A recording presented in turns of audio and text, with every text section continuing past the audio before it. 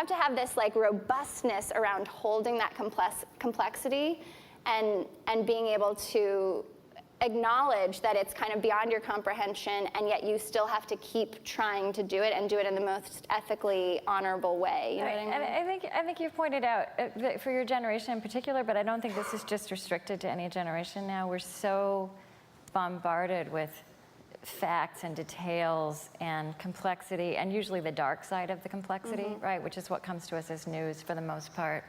And that whereas, you know, your generation in particular is accused of being apathetic, disengaged. You know, you're saying, you know, people are just overwhelmed. Yeah. That in fact, that very empathy it becomes a liability because of what's laid upon it. Absolutely, and I think there's another part of our generation that I'm critical of that. And it's largely surrounds around this term social entrepreneurship, you know, which is like a sexy way to say a lot of what we're trying to say, but is this sort of magic bullet idea of social change. Like there are a lot of young people who will found a nonprofit organization or a B Corp or whatever they think is the cool thing to do and say, you know, we've figured out the solution to healthcare globally and this is what it is.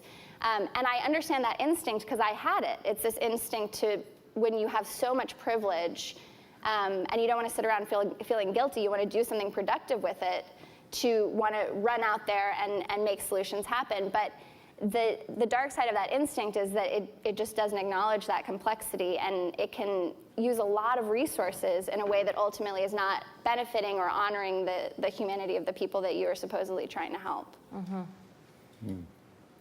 Well, on the complexity subject, I think Courtney has said some very important things.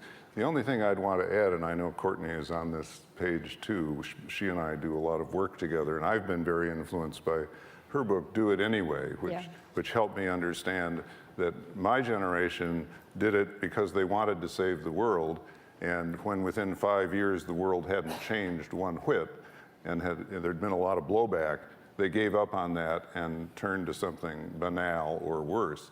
I want to throw in the word community. I mean, I think complexity can only be held by community.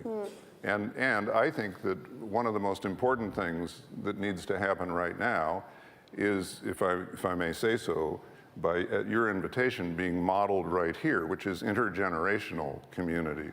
I, a few years ago, invited Courtney and a bunch of her friends, who are some of the most remarkable people I've ever met, these 30-something folk who are doing it anyway, and who give to me every sign that they're in it for the long haul, not just for the short ride. I invited them to my home in Madison, Wisconsin, to help me and some of my colleagues at the